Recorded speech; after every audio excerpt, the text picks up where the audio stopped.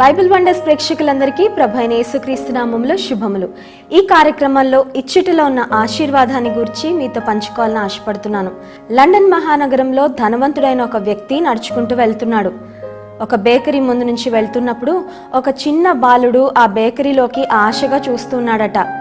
ఆ ధనవంతునికి అనిపించింది, ఈ బాబు ఒక ఆర్ఫన్ ఏమో, అతనికి కొనించడానికి తల్లిదండ్రులు ఎవరు లేరు అని అనిపించి ఆ బాబుని పిలిచి అడిగాడట, ఆ కేక్స్ నీకు కావాలా అని. ఆ బాబు తలూపాడు, కావాలంకుల్ అని. వెంటనే ఆ ధనికుడైన వ్యక్తి బేకరీలోకి వెళ్ళి ఒక డజన్ కేక్స్ ఆ చిన్న బాలుని కొరకు కొని తీసుకొచ్చి ఇచ్చాడంట. ఇచ్చి తన దారిని తను వెళ్ళిపోతూ ఉన్నాడు.